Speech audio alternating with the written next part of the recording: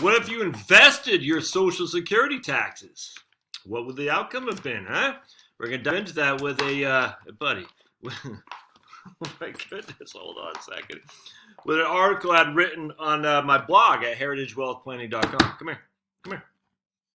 Don't mind old Pablo. He just wants to see my I love fossil fuels t-shirt. Look at that. I love fossil fuels, and you should too. I got that from Alex Epstein's site called, I think it's Center for Industrial Progress, I think is what it's called, and $23. I love it. I love fossil fuels. So I thought about putting that on my own blog, but I didn't realize Alex beat me to the punch. I'm sure it's not trademarked, but hey, man, I like the work that Alex Epstein and the good folks at the Center for Industrial Progress are doing. So you should check them out. I'm trying to get an interview with him, but he's in the midst of a book. He's getting ready to publish a book, so his publisher's like, we got to get out there and promote it. So we shall see if I can get him on at some point. All right. So here, if you go to heritagewealthplanning.com, all right, so heritagewealthplanning.com, you'll see Peaks Island. That's my old stomping grounds. And you can't quite see the wharf over here, but that's where we used to jump off that right there into the swells of the boat, and that would be the car ferry port right there. It used to be this wharf was on the other side of that car ferry, and they changed around when they redid it after I left the island. But anyway, we used to jump off that right there. I'm sure you get arrested, or the parents would get arrested if they let a kid do that now, which that's freedom, baby, right? Nuts. All right, so let's read. So then you go down to the very first link, Dateline November 13th by your old buddy Josh. I got to post this. I just interviewed this guy yesterday, so I got to post that today. All right. So what if you invested instead of paying Social Security taxes? And we're going to read this. One day, Wanda Worker comes into my office to discuss retirement planning. She was born in 1959, and she wants to make a plan to retire. She dumps her Social Security statement on my desk and gripes about how much of a ripoff Social Security is. And we see Wanda Worker's Social Security statement. As of May 1st, 2019, she's going to get all of $19.15 a month at her full retirement age. But remember, she was born in 1959, so she's 60 right now. This is bullcrap, she says. My full retirement age is 67, and I'm only going to get $19.15 a month after all the taxes I paid into the system. If they just would have let me invest it on my own, I would have been far better off. I actually hear this a lot. I hear it a lot. A lot. I'll hear examples like this. If I had only invested $5,000 a year over the course of my working life, 40 years, and received 8% a year returns, I'd have $1.28 million by the time I was 65. That would have bought a joint life annuity of $5,125 a month in income, which is more than double what Social Security pays. And that's without my employer contributions too. That just proves Social Security is a scam. So again, I hear all the time, if I just would have invested $5,000 or $3,000 or $10,000, if I just would have invested, and that's an apples to oranges comparison, which I'll share with you. So let's run some numbers, as opposed to using, if I just would invest only $5,000 a year, let's run some numbers with real live numbers, shall we? And we'll see Wanda Worker's her real earning that she has, and you can see in 1975, she made $224 of tax Social Security, 1985, $11,000, 1995, $25,000, you can see it, all right? What you see above is Wanda Worker's actual taxable earnings. These are the actual dollars she earned in which she paid her taxes. And here are the taxes she actually pays, $68,000. Her employer pays $70,000. That's it. She pays $68,000.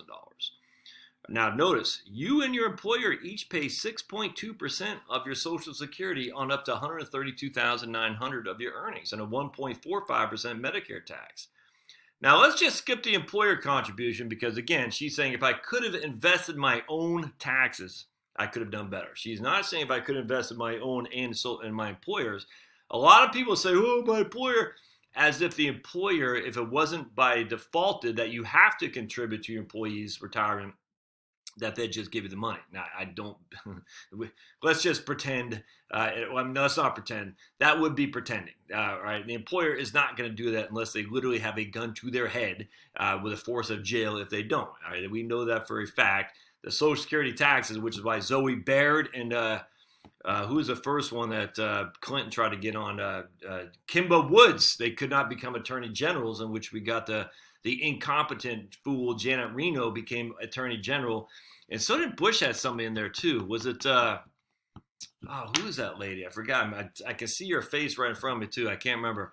But anyway, they could not become eligible for whatever their roles they were playing in the government because they did not pay Social Security tax on their nannies. All right, and so that is so the idea that your employer would just say, "Here's the money, Josh, go, go, go." It's not going to happen. So we're just going to focus on your own taxes that you would have paid, that you did pay in Social Security, but you did not. You would have invested instead. Does that make sense? So you would, in this case, Wanda would have paid $68,000 in taxes. We're going to invest that instead.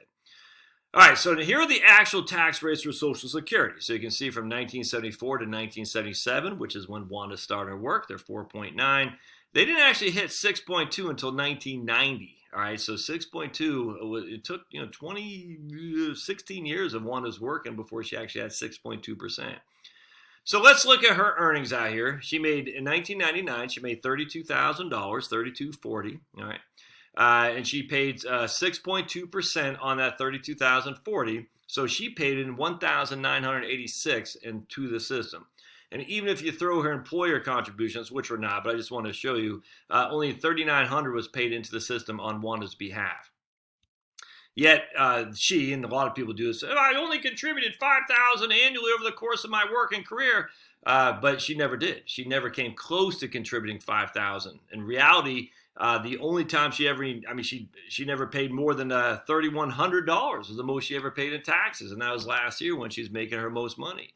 So not only are people say, if I only contributed $5,000 a year, yeah, but you weren't doing that to Social Security. You can't compare if you only contributed this versus if you only contributed that, because they're completely apples to oranges. You did not only contribute. Now, $5,000 a year might seem like chump change now, but never did Wanda ever even put anywhere near $5,000 a year into her Social Security, not even last year. So secondly, she assumes that she would have invested in a reasonable rate of return. So I ran the numbers of her actual taxes based on Social Security year over year and gave her that 8% a year that she initially said she would like to get. Now, I'm greatly overestimating the taxes she's paid, again, because only 6.2% actually was the only thing she paid from 1990 on. If you use the tax rates from previous to 1990, it'll look even worse for Wanda, and what you're going to see is it doesn't look good as it is. So what do we find? She would have paid around, if we did a 6.2% taxes from 1974 on, she would have paid around $77,000 in total taxes, which is about $10,000 more than she actually, about $10,000 more than she actually did pay, all right?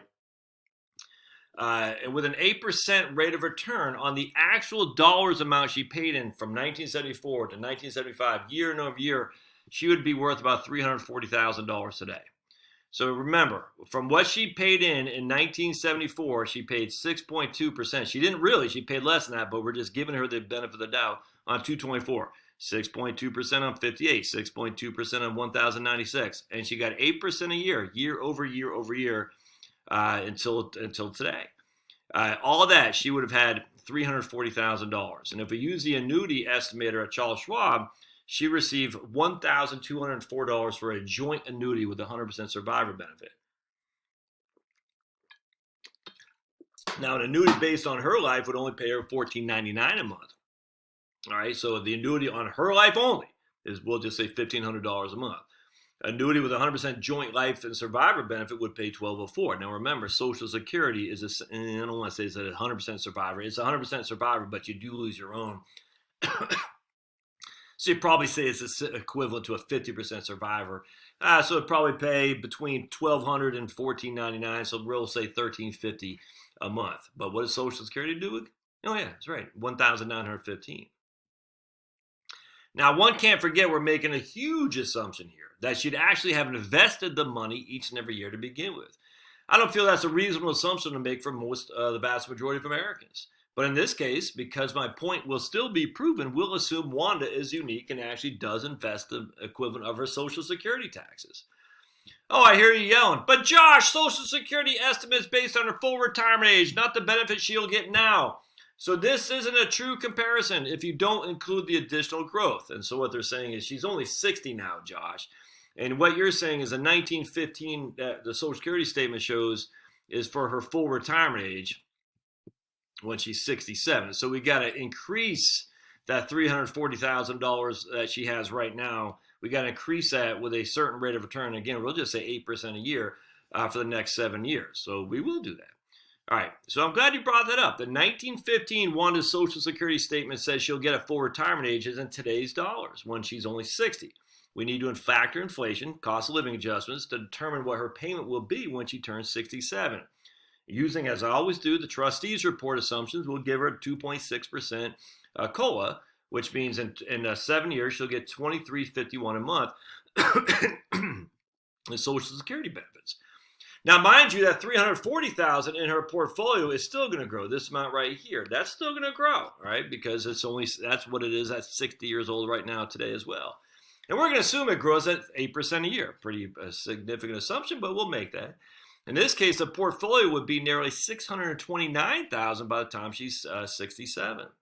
And that now will give her an income stream of $3,300 a month, which is $1,000 a month more than what Social Security pays. So you're like, oh, see, Josh, we beat you. Yeah, but that doesn't tell the whole story. All right, don't forget, I also have, that's for a single life at $3,300. For a joint and survivor life, it'd be $2,300. So we'll just, say $2,850, $3,000, doesn't matter. We're going to say it'll pay more in today's dollars than what Social Security does. But the annuity income is fixed. The Social Security is adjusted with inflation. So if we take in total payout over 25 years and we pay it with, I don't know why I got to get one of those things, but we got total payout after 25 years. The joint and life annuity, because it's paying a fixed amount of $2,503, will pay her $750,000. The single life annuity, because it has a fixed amount of $3,300, will pay her $990,000. But Social Security, because it is adjusted, and again, I'm using 2.6% COLA, will pay her $976,000. So Social Security will pay $225,000 more than a joint life annuity, and yet only pays $14,000 less than the single life annuity. And that's, again, assuming 25 years. So what's going to happen in the 26th year she survives, and Social Security will pay more. And let me repeat the assumptions, the huge assumptions we made on behalf of Wanda. She would actually need to invest the money that she paid into Social Security. And I think it's a pretty significant assumption to make, but we'll say she did. We're using a 6.2% tax rate from the beginning. So essentially we're starting with $10,000 more in taxes than she actually paid. All right, so we're overstating her contributions by $10,000. We're assuming Wanda would receive an 8% average year over year from the past and going forward as well while she's working and contributing her Social Security. But I want to make a point. From 1974 through 2018, the S&P 500 itself averaged 12.2%. So imagine there'll be some negative Nellies out there saying, but Josh, you could have got a much better rate of return than 8%, which is true. And I'll share that info here down in the bottom here. But be advised, the USA Income Fund, USAIX, which is my proxy for all bond funds because its inception was 1974, has averaged 7.47% a year since 1974. Now, I have a sneaky suspicion that many people would be happy if I said, we don't even need to put you in the stock market, and you could have averaged 7.47 annually over the last 45 years. Would that have worked for you? I have a sneaky suspicion many people would say yes. And yet if they did, they'd have significantly less income than Social Security will pay, because we've already used that at 8%. They're only getting $750,000, where Social Security is getting $976,000. At 8% for just one life, they're only getting $990,000, where Social Security is getting $976,000. So at 8%, we're giving them the benefit of the doubt. If it's 7.47, both sides have been less. We're assuming Wanda would take the entirety of the portfolio, by the way, and annuitize it at her full retirement age. No one does that. I mean, I guess some people do. Very few people do that. More likely, what would happen is she'd do a 4% rule or something like that, which makes Social Security look even better because it guarantees against loss, where the 4% rule does not. So Social Security is even better in that regard. All in all, my pet peeve about the naysayers of Social Security is that they stack the deck against Social Security all the time. For instance, they may want to convince you that there's a retirement crisis and you need to work longer, invest more, or we need to raise taxes even more because the way things are now, no one can retire, or you should buy gold, or government failed. You can't rely on the safety net, blah, blah, blah. It's doomsday out there. These things are false, yet doomsday purveyors are legion, and they exist on both the left and the right.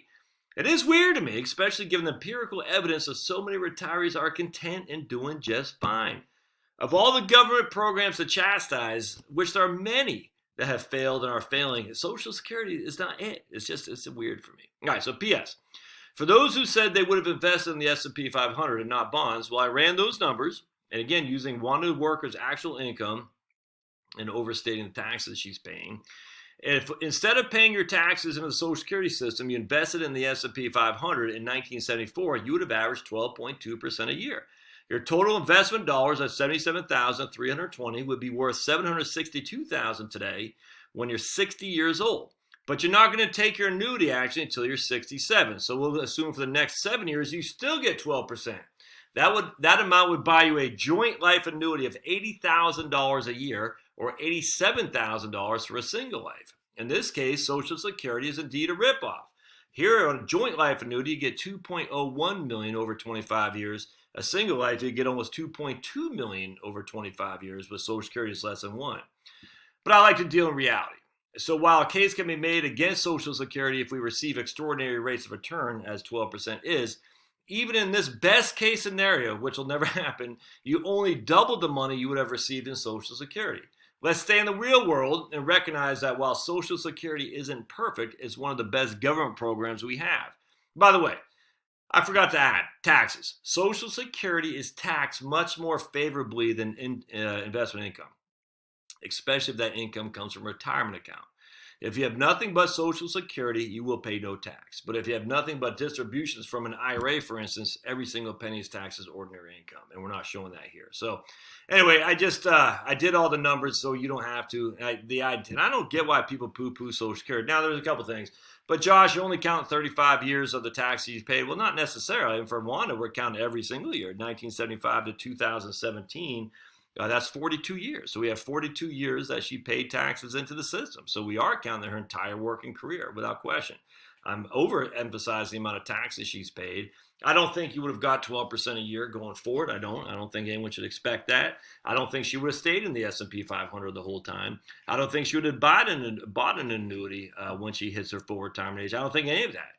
So, and she certainly isn't putting $5,000 a year in there. All right, I mean, that's not happening. So just keep that in the back of your mind. At the end of the day, don't poo-poo Social Security. Look, is it perfect? No, we are human beings, nothing perfect. But from a government perspective, from a government, someone who's cynical about government programs, this is the best, one of the best there is, for sure, for the vast majority of Americans. So, stop being negative on it. It's a good program. It's not great.